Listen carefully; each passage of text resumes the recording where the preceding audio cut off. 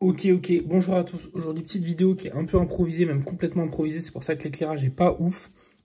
En fait, j'ai récupéré cette petite Seiko 5 là.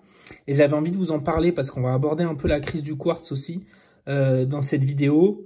Ça va être une vidéo assez... Enfin, je sais pas si ça va être rapide, mais en tout cas, c'est totalement improvisé. Enfin, toutes mes vidéos sont toujours totalement improvisées. Mais là, j'ai même pas trop eu le temps de rassembler les arguments dans ma tête. Donc oui, alors le sujet c'est que en fait j'ai récupéré cette Seiko 5, j'ai acheté dans un lot, etc. Et moi je vous avais dit, j'avais fait pas mal d'achats-reventes sur des Seiko 5 au tout début quand je m'intéressais aux montres pour financer mes autres montres. Et là, je me suis remis un peu là parce que ça me fait bien kiffer. Et du coup j'ai chopé celle-ci. Alors, très souvent, ce qui se passe, c'est qu'il y a eu énormément de générations de Seiko 5. On va un peu revenir sur la jeunesse. Je vais vous mettre en... Alors, pour récapituler, en barre d'infos, vous aurez le lien pour l'acheter. Vous aurez le lien du site Relax qui est totalement fonctionnel. La vidéo sort dimanche avec toutes les explications, mais vous pouvez d'ores et déjà acheter dessus et regarder les modèles, etc. Avoir un petit préquel.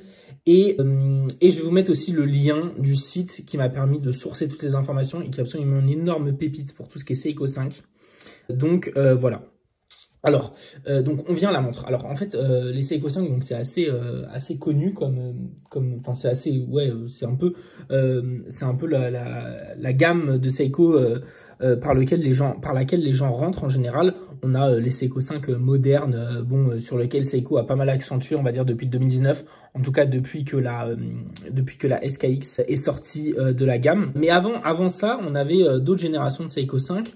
Donc tout ce qui est SNJ, SNX, tous ces machins-là, moi je m'y connais pas trop en référence. Mais la jeunesse de tout ça, c'est des montres qui sont apparues dans les années 60. Et dans les années 60, ces montres-là, l'objectif de Seiko était de démocratiser entre gros guillemets, parce qu'en fait le but c'était excessivement de casser le marché et surtout d'avoir un peu dans cette doctrine qui est très souvent un peu une doctrine des anciens pays totalitaires, c'est de faire accéder au peuple un peu à l'excellence, un peu dans une doctrine fasciste ou communiste où on a toujours l'obsession pour l'homme nouveau, hein. Peu importe la doctrine, qu'elle soit fasciste ou communiste, il y a toujours l'obsession pour l'homme nouveau, l'homme évolué. Il y a aussi souvent l'obsession d'apporter au peuple général des objets qui soient qualitatifs et un peu toujours dans cette dimension d'augmenter l'homme. C'est pour ça que par exemple pendant la guerre, les fusils allemands étaient très très qualitatif, même si il y avait énormément de gens à doter, mais Mauser fabriquait des fusils, des très bons fusils, qui étaient parfois d'ailleurs récupérés par les Alliés. Donc il y a toujours eu cette velléité dans les anciens régimes fascistes, ou alors qu'on a une culture un peu fasciste, d'aller doter les gens avec la meilleure qualité possible. Ce qui n'est pas forcément le cas dans les régimes communistes, mais bon, on va pas s'égarer là-dessus. Donc Seiko, dans les années 60, se dit il faut qu'on dote les gens avec des montres qui soient fiables, qui soient belles et qui soient fonctionnelles. Et donc, il lance la gamme Seiko 5. Alors, les gens un peu se déchirent là-dessus sur qu'est-ce qu'il y a comme caractéristiques sur le Seiko 5. Il y a plein de gens qui disent oui, c'est le jour, la date. Enfin, c'est le diptyque, là, le duo jour-date. La couronne à 4 heures, l'étanchéité... etc. Bon, en soi, en vrai, on s'en fout un peu. Le sujet, c'est que ça s'appelle Seiko 5 et donc c'est un peu la gamme d'entrée de gamme de Seiko. Même à l'époque, ça l'était aussi.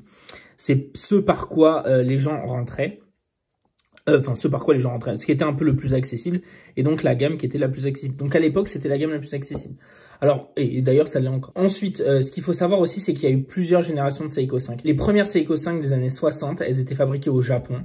Jusque dans les années 80, donc il y a eu 3 générations, vous retrouvez tout sur le site, hein. Il faut cliquer absolument si ça vous intéresse, vous retrouvez tout sur le site. Il y a eu 3 générations de Seiko 5 qui sont essentiellement délimitées par leur design et leur mouvement. Ici c'est la dernière génération, donc c'est une Seiko qui vient de l'usine de Suwa, on le voit au petit éclair là, je sais pas si vous verrez bien à la caméra. J'ai retrouvé d'ailleurs dans la doc du site, vous avez le catalogue d'époque et donc on la retrouve, donc elle est entièrement d'origine avec le 7119 entièrement d'origine sauf le bracelet. Parce que les bracelets c'était des bracelets en acier, mais déjà à l'époque même les bracelets qualitatifs en acier n'étaient pas forcément super solides, hein, on pense aux Oyster, etc. Là, un bracelet en acier qui était déjà pas qualitatif à l'époque, il a pas forcément survécu à l'épreuve du temps et puis c'est surtout des montres qui ont été touchées, retouchées, machin, etc. Celle-ci est entièrement d'origine, mais elle a perdu son bracelet. Vous pouvez aussi cliquer, j'ai un lien Vinted en barre d'infos pour l'acheter. Elle est équipée du mouvement 6119. Alors, Moi, j'ai touché, du coup, j'ai touché beaucoup de Seiko 5 dans ma vie, un peu, entre guillemets, d'amateur de montres.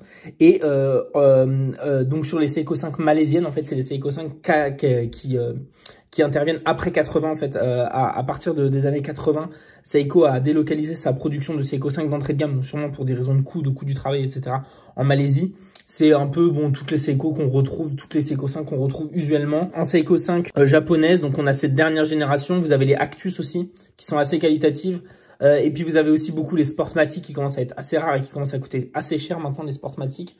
Et en fait, on voit aussi que par rapport à un boîtier de Seiko 5 malaisien, même si celui-là a vécu, il est excessivement intéressant au niveau de comment il est fabriqué. Vous avez, bon, alors c'est un chanfrein qui est grossi, mais vous avez quand même une boîte qui a plusieurs dimensions, enfin plusieurs usinages différents, un espèce de gros chanfrein, je sais pas si on peut appeler ça un chanfrein, mais oui, c'est un gros chanfrein. Vous avez un cadran qui est assez joli, même si encore une fois il a quand même vécu, mais vous avez quand même une montre qui est quand même vachement bien faite, je trouve. Et surtout là où ça se voit vraiment beaucoup, c'est à travers le mouvement. Parce que les Seiko 5 malaisiennes, elles sont équipées des mouvements 7009, enfin 7019 au début. Je crois qu'il y a encore quelques japonaises qui sont équipées du 7019. Mais après, ça passe sur le 7009 et après, à fortiori, sur le 7S26. Le 7S26 qui équipe aussi toutes les plongeuses Seiko des années 90 et donc la SKX. Mais ici c'est encore un 6119 et ce mouvement il est génial parce que déjà vous avez le jour qui se passe en poussant là. Bon, je vais pas le faire jusqu'au bout parce que j'ai peur de péter le mécanisme, mais ça marche, hein, je l'ai fait tout à l'heure, voilà, là, ça marche. Vous avez le passage de jour donc en poussant le mécanisme. Vous savez sur les mouvements suisses pour régler l'heure, on va dans le sens inverse des aiguilles d'une montre. Alors qu'à partir des 7009 sur le mouvement Seiko, c'est pareil chez les Miyota, on va dans le sens des aiguilles d'une montre. En fait, c'est comme si on vissait. Et là, c'est l'inverse. C'est encore un 6119. J'ai pas de photo, je vais pas vous l'ouvrir. Vous avez des bagues de serrage qui sont en acier, contrairement aux autres qui sont full plastique. À partir des Seiko malaisiennes, tout a été passé en plastique. Vous avez des gros balanciers, plein d'inertie là. Les 7009, 7019, tout ça commence à devenir des petits balanciers un peu faiblards, etc. Le 7009 pour moi, c'est un peu le mouvement qui annonce vraiment le 7S26. Et le 7S26, tout comme le NH35, c'est des bons mouvements pour le prix, mais c'est des mouvements qui sont quand même beaucoup moins qualitatifs qu'un mouvement suisse. Et là, sur le 6119, je suis même sûr que ces mouvements étaient bien supérieurs aux mouvements suisses de l'époque. Enfin, pas bien supérieurs, mais en tout cas, autant qualitatifs que les mouvements suisses de l'époque. Donc ça, c'est une montre, moi je l'ai mis à 130 € sur Vinted. Pour 130 €, vous avez quand même une montre qui est un bout d'histoire et qui est super qualitative. Pour revenir à cette affaire de bout d'histoire aussi, c'est ce dont je voulais parler. Il y a, bon, vous savez, évidemment, on est un peu bassiné par la crise du quartz, etc. Toutes les chaînes comme Clément Entretemps, machin, tous ces mecs-là font des grosses vidéos. La crise du quartz a détruit l'horlogerie suisse, etc. La vérité, c'est que les historiens / économistes / gens qui s'y intéressent un peu savent que la crise du quartz, elle avait commencé et véritablement commencé bien avant l'hécatombe qu'a été les années 80, enfin fin 70-80.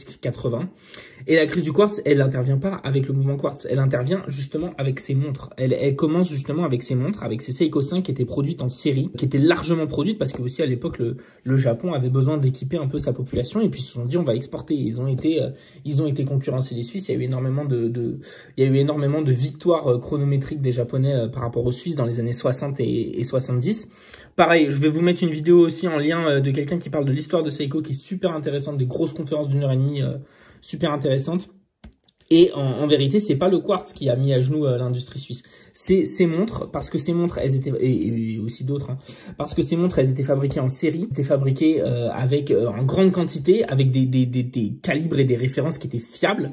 Dans le site que je vous ai mis en barre d'infos, vous retrouverez aussi les catalogues d'époque. Donc on a des catalogues, on a des vrais catalogues, contrairement à certaines marques suisses où c'est impossible de trouver des références et donc forcément de sourcer, etc. C'est ces montres-là qui ont mis à mal l'industrie suisse. On rappelle que Girard Perregaux aussi, juste avant la sortie de la Seiko Astron, la Seiko, un peu la première montre à quartz, qui était une montre qui était excessivement chère pour l'époque. Donc ouais, à l'époque, Girard Perregaux aussi se lançait dans les montres à quartz.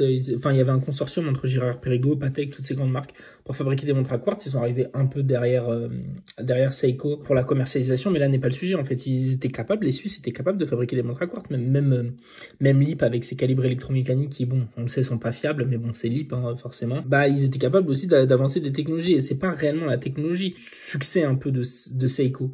Bien sûr, ils sont arrivés avant, mais ce qui a fait réellement le succès de Seiko, c'est l'appareil industriel. Et donc, bah, si on revient à maintenant, en fait, les deux grandes marques qui sont capables de faire tout manufacture, bah, il y a Seiko, parce que Seiko, historiquement, fait tout manufacture. C'est aussi parce qu'au Japon, il n'y a pas cette culture de l'établissage comme en Suisse. Pas de sous-traitant, il n'y a pas, par exemple, un mec qui, dans les montagnes de je sais pas quoi, j'y connais rien en Japon, mais dans les montagnes de je sais pas quoi, depuis X générations, depuis 1805, fabriquait des ponts de mouvement ou des platines entières de mouvement, tout ça, et qu'un jour Monsieur Seiko, je sais même pas s'il s'appelle Monsieur Seiko, mais on va dire Monsieur Seiko, est allé le voir et lui a dit bah mec écoute, moi je vais te racheter enfin je vais devenir ton client exclusif quasiment. Non, en fait le père Seiko au début il a été obligé déjà en premièrement de se fournir chez les Suisses. Ensuite il y a un peu cette stratégie japonaise, coréenne, etc. Je sais plus comment ça s'appelle ce truc en vol d'oie là, où on fait de la rétro-engineering, on démonte, on copie et puis à la fin on finit par fabriquer mieux.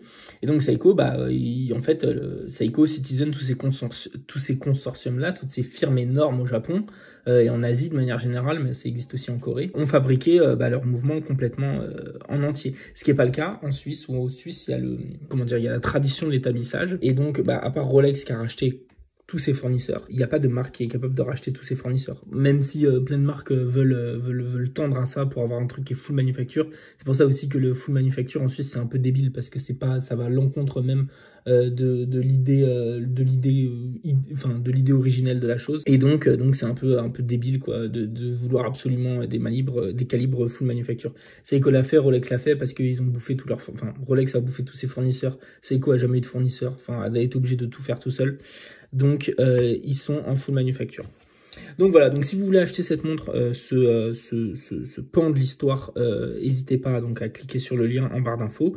Et puis si vous voulez acheter des Rolex, le site est prêt, la vidéo arrive dimanche. La vidéo, celle-là, était un peu imprévue, c'est parce que je l'ai chopé et du coup, j'avais envie de vous faire une petite vidéo dessus. En fait, je sais très bien qu'elle va être vendue dans les 2-3 jours, donc si jamais vous voyez la vidéo et ça vous intéresse, cliquez dessus. Comme ça, vous avez un peu l'exclusivité, entre guillemets. Et puis, voilà, je vous dis... J'ai créé un Instagram aussi, je vais vous foutre le lien en barre d'infos aussi. Comme ça, j'aurai plein de liens en barre d'infos, là, comme les mecs qui ont des vraies chaînes YouTube et tout. Et puis voilà, je vous dis, du coup, pas la semaine prochaine, je vous dis à dimanche pour la vidéo sur Rolex. C'est un peu genre le gros projet, donc faut cliquer. Et puis, voilà, portez des montres, achetez des montres. Achetez ma Seiko aussi. Achetez ma Seiko, achetez mes Rolex. Achetez plein d'autres choses aussi, si vous voulez. Achetez des Marine Master aussi, c'est stylé, les Marine Master. À dimanche, salut!